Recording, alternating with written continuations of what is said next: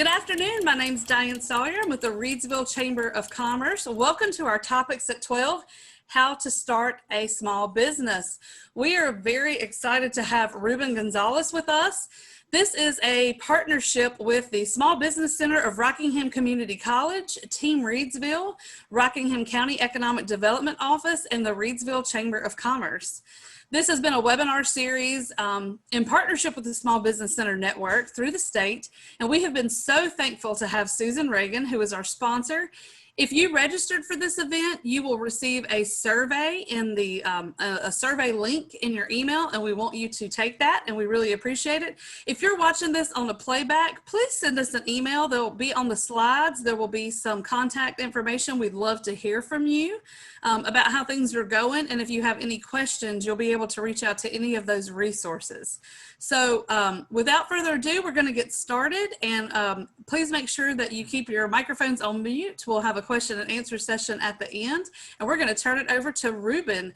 Thank you, Ruben. All right. Thanks, Diane, for this opportunity. Welcome, everybody who's tuned in. If I go too fast, I have a lot of slides to go by. So if I go too fast, you can always pick up that at the Chamber's website, replay the whole thing. So yeah, welcome. Obviously, today's session to start how to start a business, there's quite a few things to cover. I know everybody's got some particular questions too, so we will spend some time at the end answering questions. If we have to go over the hour, that's no problem for me. So as long as the technical people can go over that hour, we want to make sure we have an opportunity to answer everybody's questions.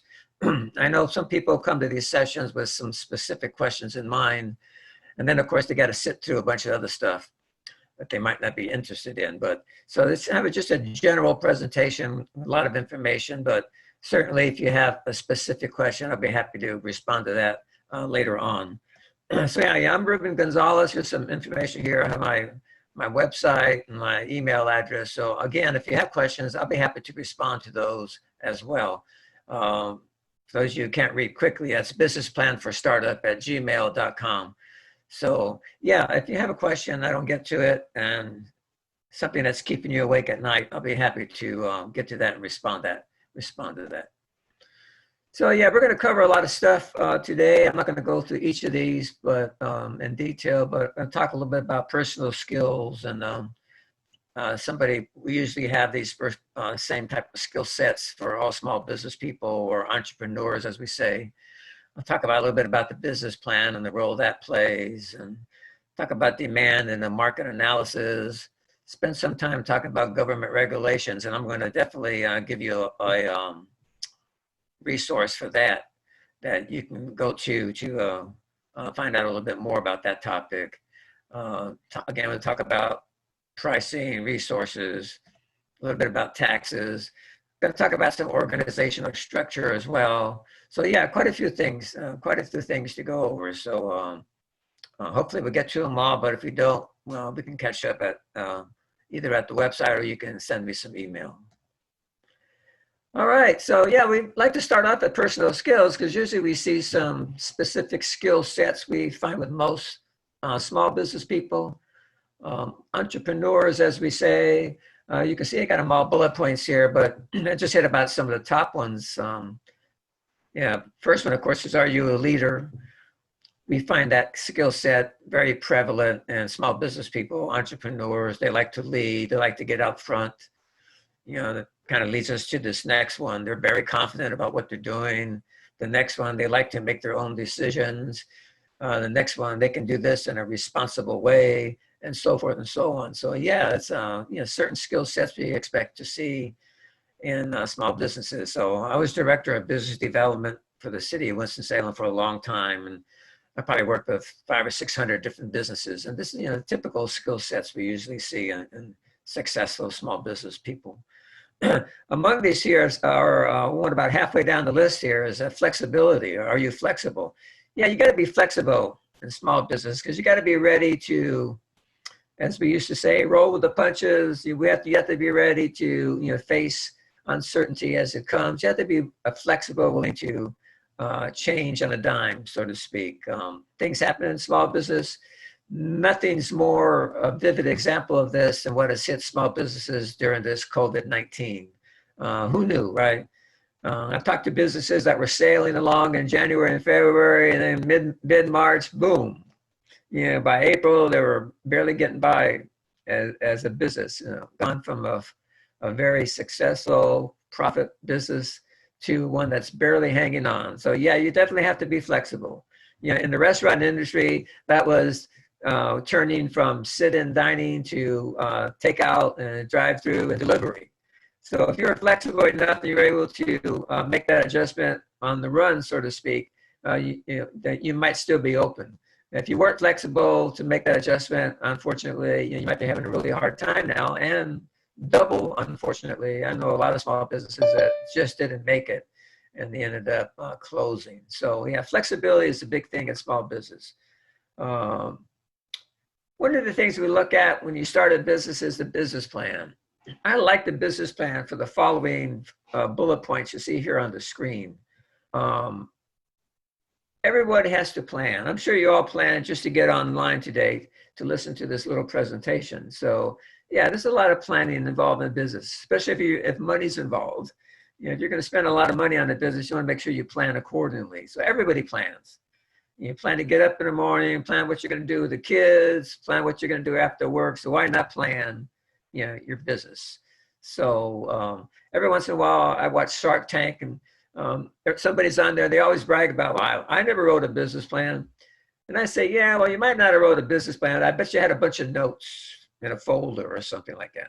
The problem with that is when you go to look for financing for your business or other types of investment or other types of help, you can't leave your folder with that person. You have to leave them with something.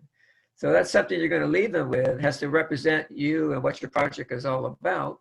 And that's what's going to be contained in that business plan. So certainly for financing, I've worked with SBA programs. The organization I work with now has a small business loan program, and we expect a business plan. So that kind of clears up what exactly you're trying to do and answers a lot of questions. So there's not a lot of phoning back and forth between you and the banker, so to speak. So yeah, you want to have a completed business plan. That really helps you out. The other thing I like about a business plan, it's like a checklist. There's a lot of sections in the business plan, and you can sort of use it as a checklist. As you complete each of the sections in the business plan and check those things off, you are that much closer to getting your business open. If you open up that business plan, if you open up that checklist and you still got half the things unchecked, well, you still got some work to do. When you complete that business plan, you're really ready. You're ready to go to the bank, should be ready to open your business, you're ready to talk to investors and so forth and so on. So that business plan can be used as this checklist, which really gets you to the point where you really are ready to open your business. So yeah, the business plan serves many purposes, not the least of which is as a checklist to make sure you're not forgetting something in this process of getting a business started. One of the first things that we recommend is reviewing what the competitive market looks like in your area. What are the other businesses like yours that are already operating? It's very important to do this competitive analysis because you are trying to, or you will be trying to separate yourself from the other businesses in the area. You're going to show how much more unique you are, how different you are. You got to really design and plan for how you're going to stand out from the other businesses that you're trying to compete against. Most of us are going to have competition. Once in a while, a business opens and they really don't have competition. They really get to corner the market, but that doesn't happen quite often. Most of us are going to have competitors in the marketplace for what we're trying to do, whether that's a service-based business or a product-based business. So since you have competition, you really need to go look at them, find out what they're doing. Again, because you're going to try to separate yourself from the competition by showing how different you are, how unique you are.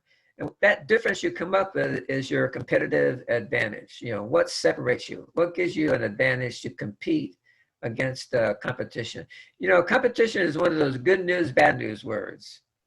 The good news about competition is there is demand. There is demand. That means someone's already seen demand and they've already started the business to meet that demand. That's a good news about competition. Every once in a while, somebody will come to me with an idea and they'll say, I have this terrific idea for a business. Fortunately, nobody anywhere is doing it. Well, when I hear that, I'm not necessarily satisfied with that answer, because the reason no one else is doing it, probably because there is no demand. So if you do have competition, that's an indication that there is demand. And that's good news. Your challenge is separating you from that competition in some unique, innovative way so that you can stand out from the competition. And that's how you're going to get your share of the of customers.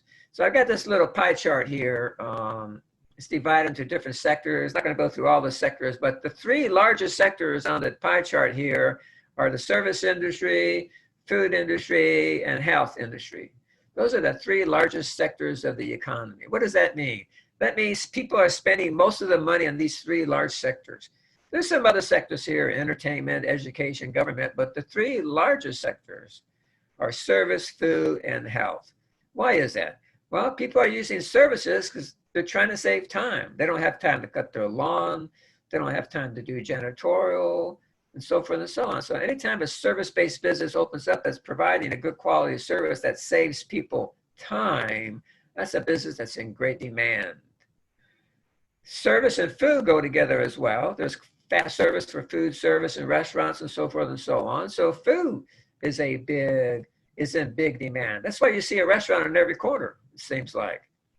My favorite is, why do you see so many restaurants? Well, people got to eat. So that's why it's in great demand. Not only that, people have to eat 3 times a day. So whether it's a grocery store or catering business, the convenience store located in a gas station, there's demand for people for quick, convenient food, because again, it saves people time. People don't have to shop for food to cook. If people don't have to cook the food, and my favorite, if I don't have to clean up after cooking, then I'm really happy. So food, for those 3 reasons, are in great demand. And the third slice of the pie here in our chart is for health services. It has to do with time as well. Why are people demanding more health services? Because people want to live longer. People want to live healthier. People want to be fit so they can be happier, and all those other quality of life things that we look for when we live a long, happy life. So demand. What is the demand for this business you're opening? And if you do have competition in your area, well, that's good. That's good news, because that means there's demand out there and somebody has opened up and they are trying to meet the demand of that particular product or that particular service. Demand.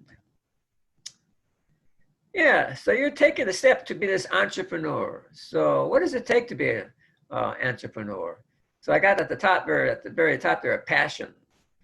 So you can throw a lot of words here. You can probably think of some stuff: passion, desire, drive, love. There's a lot of reasons why people take the plunge and want to be an entrepreneur. They want to be a small business owner. And you should have great passion, because as an entrepreneur, you work a lot of extra hours. If you think you're going to open a business and work 40 hours a week, that usually doesn't happen. It usually takes more time than that. Sometimes it takes 6-7 days a week as well. So you can't work 5 days a week, 40 hours a week as a business person. But if you have great passion for what you're doing, if you have a love of what you're doing, then you won't mind spending the extra time on your business. So you should make sure you open a business that you have great passion for, so you'll be willing to spend the extra time and effort necessary to make that business successful. There's some numbers you need to look at some point during the startup phase of getting your business started. Some of this you will have an opportunity to complete and a full business plan. But you need to look at the monthly cash in, monthly cash out of your business. And along with that, you need to figure out what your break-even point is. You do a break-even analysis. So I got a little slide here, just kind of shows you month in, cash out, cash flow, revenue in, sales in, expenses out, that kind of stuff. But the big thing here is your break-even analysis. What is that? Break-even analysis, how much money will my business have to bring in to cover all my expenses? Now, this is something you're not going to come up with immediately. It's going to take some effort, going to take some research, going to have to get some quotes, going to have to make some estimates, projections, and so forth and so on. But you need to come up with a break-even analysis of what is going to be this revenue stream. How much revenue, how much sales do I have to do to cover my expenses? At some point during the planning stage, you really need to do this. And most importantly, after you do this, after you figure out what that number is, and what could these numbers be? Well, you got a little eBay business at home. You're talking about maybe $50, $65 a month and you break even. You got a little hot dog stand downtown, maybe you're talking $5,000 a month to break even. You got a really nice restaurant downtown, you might be talking about $20,000 a month to break even. You got a furniture manufacturing plant, you might be talking about a couple $100,000 a month in sales to break even. Everybody's business is going to have a different break even point. You are called to do this analysis to kind of figure out what is your break even point for your specific business. Very important tool that you use in operating your business, and a very important exercise that's part of a complete business plan. The beauty about this analysis, this projection, is that you get to do this before you open your business. So before you start spending a lot of money, certainly before you go rent a space, before you buy equipment, you should work on this break-even analysis. Again, if you're doing it during the business plan stage, you will be doing it ahead of time. But certainly you want to do it far enough ahead before you start spending any money, because you want to have a realistic expectation that your business will generate enough revenue for you at least to break even. Break even for a lot of businesses is like the light at the end of the tunnel. If they can just break even, a lot of businesses are really satisfied. That also gives you a goal to work towards. If one month you don't quite break even, then the next month you work a little harder, call on a few more customers, do a little more advertising, whatever it takes to bring in a little bit more revenue in the following period so that you can get closer to that break-even point. And as you build towards that, eventually, hopefully, you'll get to that break-even point. Now, I've worked with a lot of businesses. Some businesses broke even after the first or second, third month in, and they never looked back. Unfortunately, I have other businesses that struggled a little bit at the beginning. And some of them took a year, maybe 2 years to actually even break even. So you have to have the staying power. Not all businesses will break even immediately. The question is, can you stick with it?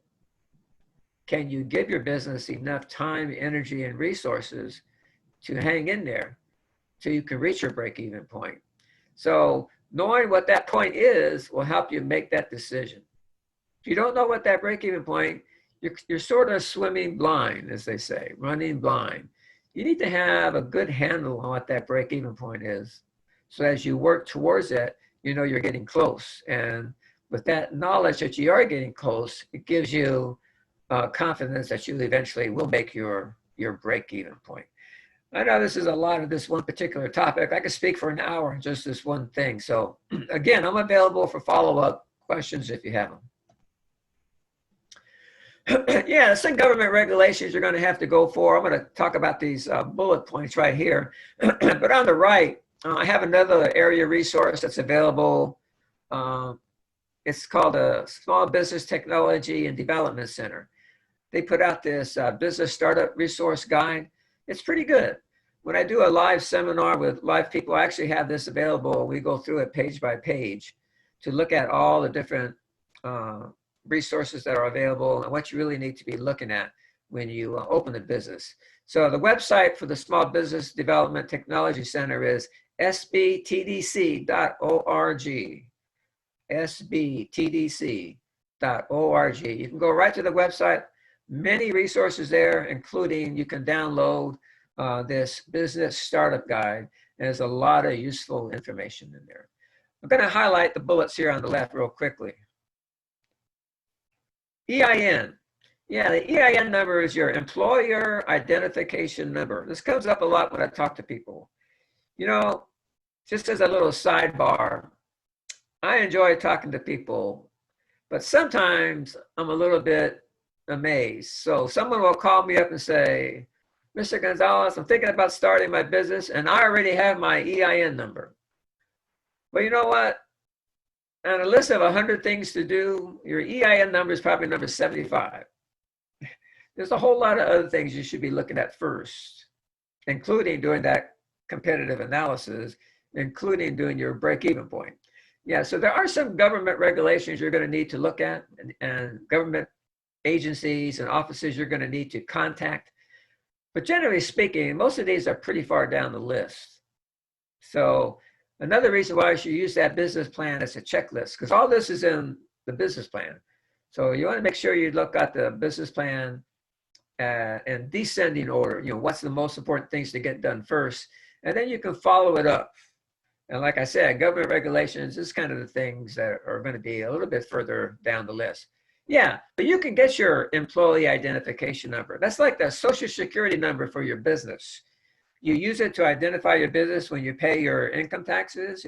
You use it to identify your business when you do other registrations and so forth. So it's something you need, but it's very simple to get. The number, contact information to get that is actually here in the Small Business Startup Guide here on the right here. But yeah, just a telephone number, Google it, call them up, takes 10 minutes, you got your EIN number. Real simple to do. Social security numbers, yeah, if you have employees, make sure you're capturing social security numbers. I think they call that the W-9. Everybody has to fill out before they start work. Very important document. Need to keep track of all those. Licenses is an interesting concept. Not every business needs a license. As a matter of fact, very few businesses need quote unquote a license. Now, that doesn't mean you won't be registering someplace. That doesn't mean you won't be signing up someplace. You know, there's a lot of overlap and regulations, but a license per se, you know, you don't really need that. The state licenses a lot of businesses at the state level: general contractors, funeral homes, real estate agents, photographers. There's a whole list of them at the North Carolina Department of Commerce website.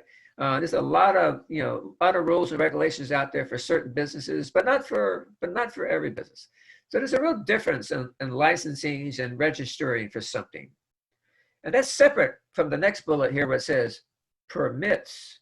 Yeah, a building permit or a permit to operate a restaurant, those are different things than a license. You might not be able to get a health department permit to run a restaurant until after you do something, other stuff, like registering with the North Carolina Department of Revenue or so forth and so on. But, you know, a health department permit is not a license to run a business. It's just a permit to operate a food service place. And a building permit is not a license, though, to run a restaurant. It's just a license to build a restaurant, a building permit. So again, we have some overlap between licenses, permits, and registrations. And make sure you keep those separate. Make sure you complete all that's necessary for what you're trying to do. Zoning, if you're going to have a location, yeah, it's best to figure out the zoning puzzle first. I'm working with somebody right now. They have a piece of property that they're trying to get rezoned to do something different than what the property was used for previously. Now, that's not a done deal. You know, you got to apply for a zoning permit. You got to have a zoning hearing. You know, they put up one of those signs that has the zoning is under review, and you have to put that up, and then you have to go to the zoning board to argue your case. And then of course, all your neighbors show up and argue against you because they don't want what you're doing to come to their neighborhood.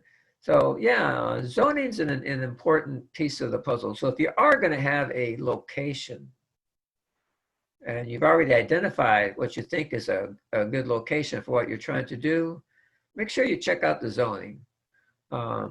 Zoning can be changed. If the new business in the new zoning area is not going to add to the traffic, not going to add to the noise that's already there, then zoning is not a very difficult thing to change.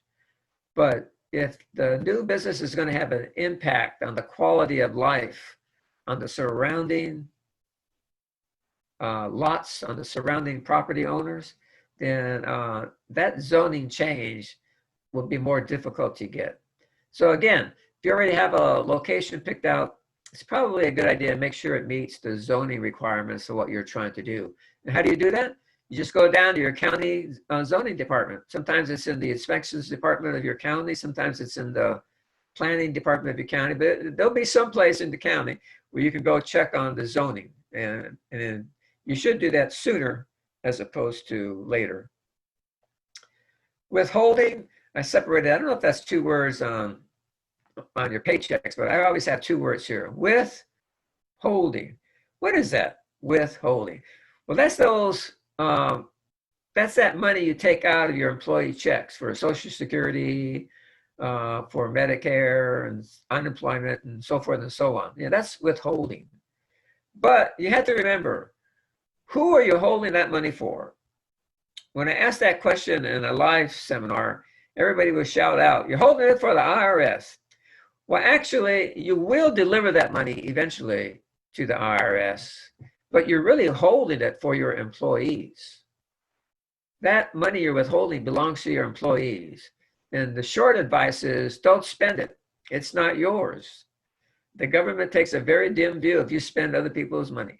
So when you withhold employee money for tax purposes and other purposes, make sure you keep it in a safe place and don't spend it.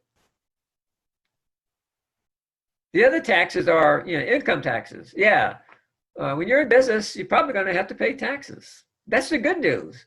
Why is it good news? Because that means you're making enough profit that you can actually make, that you actually have a tax liability. If you weren't making a profit, you wouldn't have a tax liability. You wouldn't have to worry about paying taxes. That would be bad news. No, you want to be on the good news side. You want to be making profit. And if you make profit, there's just taxes due. Everybody has to pay taxes. Whether you're paying taxes on wages you earn working for somebody else, or whether you're working for yourself and you're earning profit. Somebody owes the tax on the profit that's earned. Now, depending on how you pay taxes has a lot to do with your organizational structure. But right now, I'm just saying, if you're making money, you're probably going to owe taxes. People ask me a lot, how much taxes will I owe if my business makes, $20,000 profit? Well, that depends on what the whole tax picture looks like for your household income. It's very difficult to say. One person might owe no extra taxes. Another person with the same $20,000 of profit, they might owe $3,000 or $4,000 in taxes. Everybody's tax situation is different. Household income is different from person to person. But usually there's going to be, if your profit in a small business is fairly large, usually there's going to be some taxes to be paid. So you don't escape taxes just because you own a small business. Taxes are due on the profit. The thing to remember here, so I go back to this financial analysis. The thing to remember here, you got cash in, cash out, cash left over, revenue in, expenses out, and profit. You don't pay the tax on the revenue or the expenses. You pay the tax on the profit. It's quite possible you could have $100,000 in taxes, but if you had $100,000 in sales, but if you legitimately had $100,000 in expenses, well, that would mean you have zero profit and you would have no tax liability. So yeah, keeping track of your taxes on a regular basis, your tax liability on a regular basis is an important exercise for all small businesses. Yeah, health department. Yeah, if you're going to be in the food service business, anybody been in the food service business, you know there's health department inspections to go through. I won't spend a lot of time on this, but anybody in food service knows that's just part of the deal, working with the health department. Yeah, your business, you should have a pretty clear idea of the jobs that you have. Now, I will say this, a lot of small businesses are real small operations, just one or two people involved. So, you know, you might not have a lot of employees, but we all hope our businesses will grow to the point maybe we have more than one or two employees. And if that's the case, you know, you have to be, you know, ready for that type of employees. Having employees, that's a whole different ball game. That's another added layer of responsibility to running a business, making sure all your employees are properly licensed, certified, trained, making sure they're getting paid well like they're supposed to, making sure you understand what the expenses are, the types of equipment they need, you know, what your payroll is going to be look like. And if you're going to have a lot of employees, you need to have some type of employee handbook for governing your interaction with your employees, between the business and employees. So yeah, lots of stuff. If you're going to get into a business that there are going to be quite a few employees, well, that's another high level of responsibility that you need to look at. If you're lucky, just starting out with you, well, that saves you a lot of headache to start off. A lot easier to run that type of business. Credit comes up. You know, if you need funding for your business, yeah, you might have to go to the bank. So you're going to have to make an appointment, get your business plan all ready to go. And yeah, then you walk on down to the bank. And the bank looks at these, what we call these 5 C's of credits here.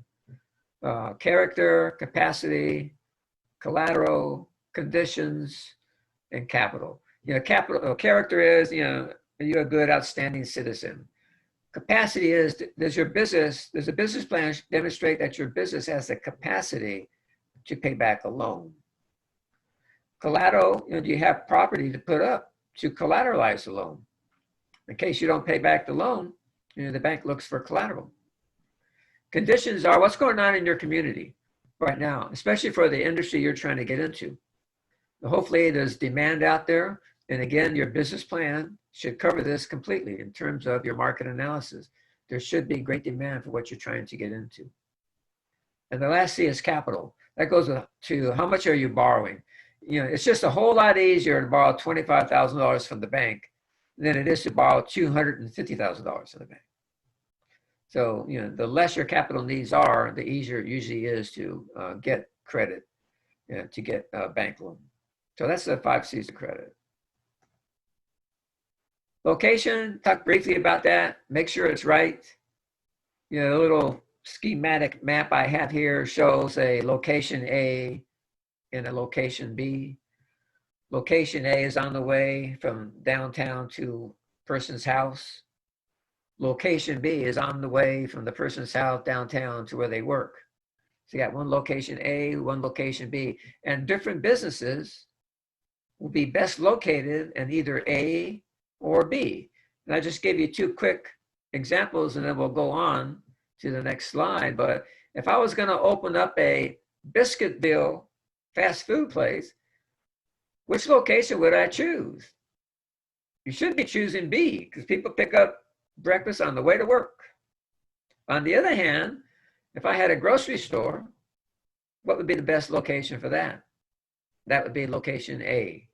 You know, people are not going to go to the grocery store and leave their groceries in the car all day as they work. No, they're going to stop at the grocery store on the way home from work.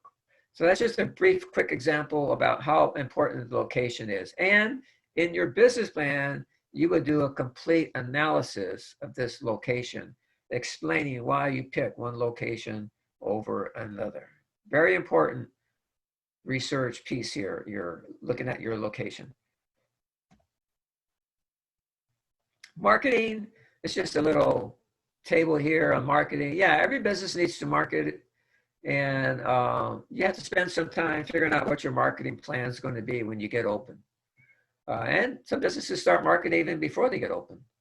So, you know, a lot of social media is used, Facebook, Instagram, yes, they're used, but a lot of other businesses still use some of the other traditional sources of advertising. I know no one gets the paper anymore. When I do a live seminar, there'll be 40 people in the room, and I'll ask, how many people in the room still get the paper? And nobody raises their hand. Now, my wife and I, we still get the paper. And every Wednesday when we get the paper, there are still a lot of advertisements in that paper. So people still use newspaper for advertising. Whether you will use the newspaper is another matter. That's up to you and your business and your industry. But you're the expert in your industry, so you have to develop some type of marketing plan to get your business started, to start your advertising so you can attract customers. Networking is another marketing tool. You're doing that now, like participating in this Chamber of Commerce seminar. Stay tuned in every noon. There's a lot of other topics that are going to be discussed. You should be keeping track of other organizations like the Small Business Center at Rockingham Community College, the SBTDC, and so forth. Yeah, these are all networking opportunities. The larger your network, the larger the net that you can cast over your network, which includes your social media contacts and so forth, the chances are of your success increase greatly.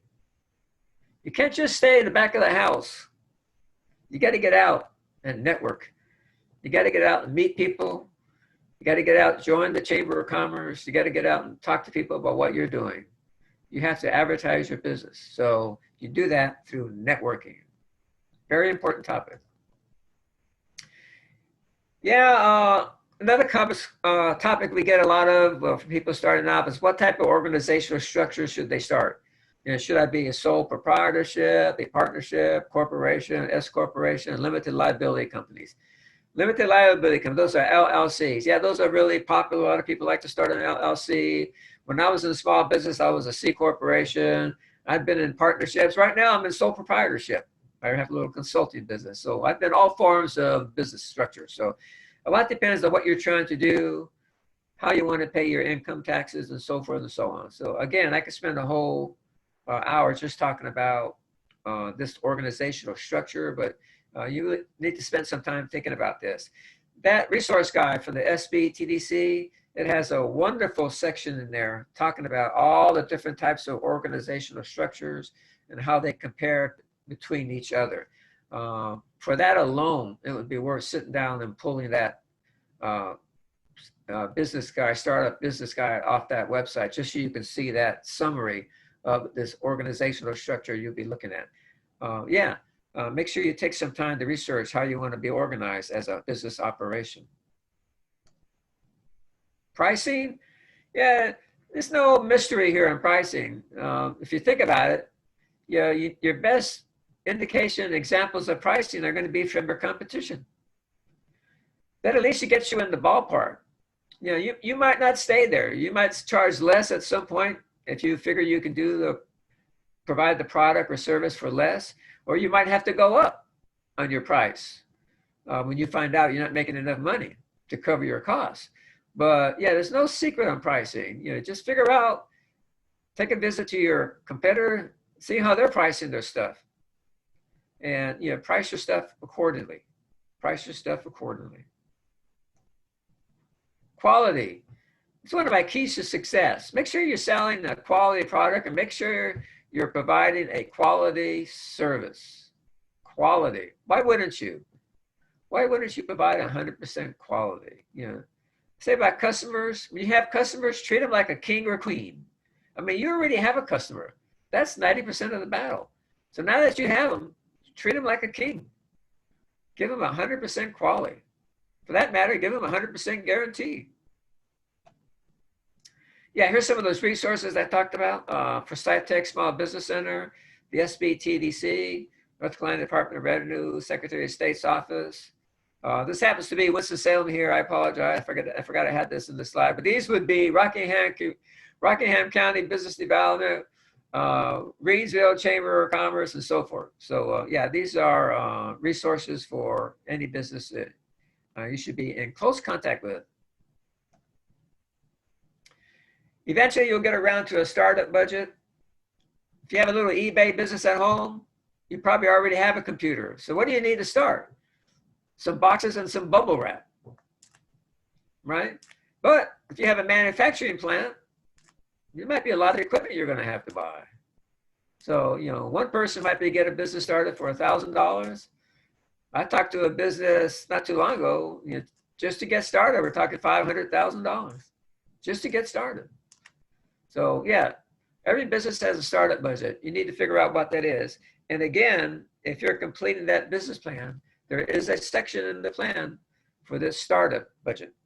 And what's it going to cost you to get started? So again, that business plan comes in really good use as a very useful tool, working your way through this maze of getting the business started. Taxes, I talked about this a little bit earlier. Yeah, so again, you got revenue, money in, expenses going out, and profit. Yeah, you don't pay the tax on the revenue or expenses. You pay the tax on the leftover profit. That's what you pay your taxes on. And if you see behind that, it says estimated tax payments. Yeah, if you happen to have a tax liability, you have to send that tax to Uncle Sam. You can't wait till next April 15th. Well, I mean, you actually could, but you might get charged a penalty and interest. You really need to send your tax payments in on a timely manner. And for business purposes, the IRS asks you to send those in 4 times a year to this estimated tax payments. So yeah, everybody pays taxes. I'm real big on names. Make sure you take time thinking about the name of your business. It creates business recognition, makes your business easy to remember. Hopefully there's some pizzazz to it. Hopefully the same name as your business offers you the same ability to get your domain name the same, maybe even your email the same, and maybe even the corporation name you give your business. Maybe that's the same as well.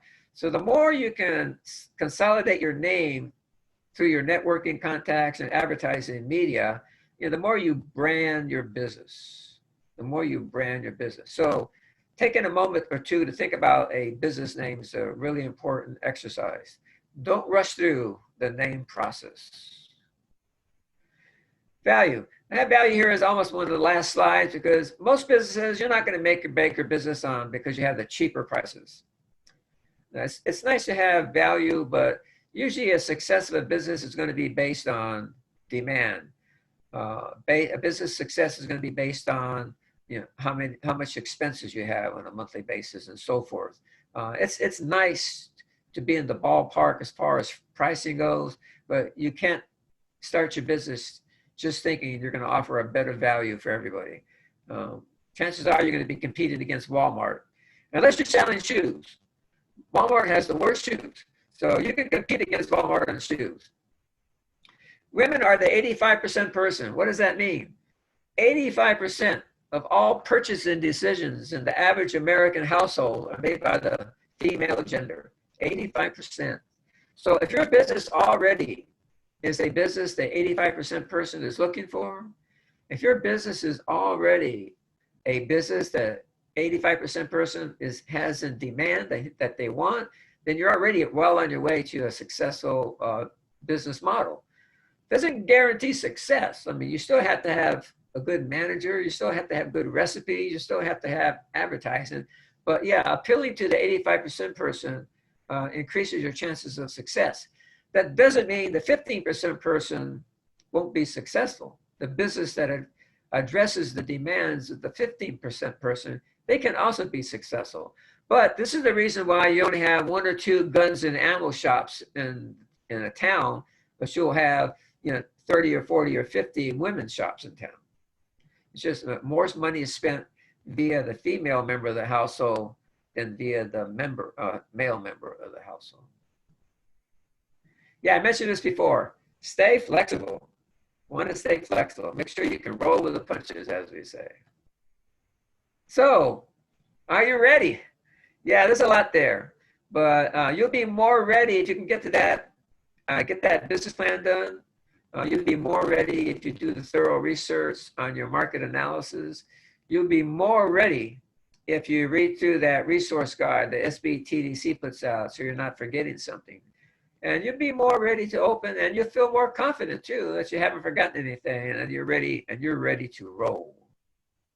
I have some keys to success here. That's what we're going to use to wrap up this 1 hour.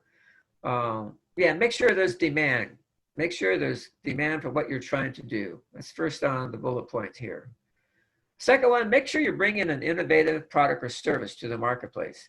Just don't bring something to the marketplace that's already there. You have to be something that's different, unique.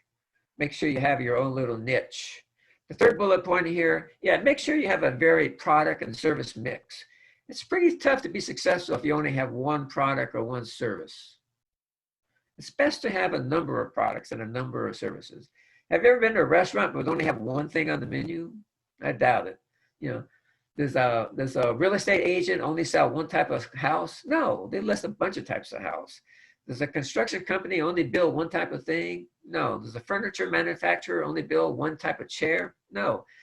The more varied your product or service mix is, the more you increase your chance of success. That kind of brings us to the clear and competitive advantage I have here. Yeah, this competitive advantage has to be a clear and distinct competitive advantage over the competition.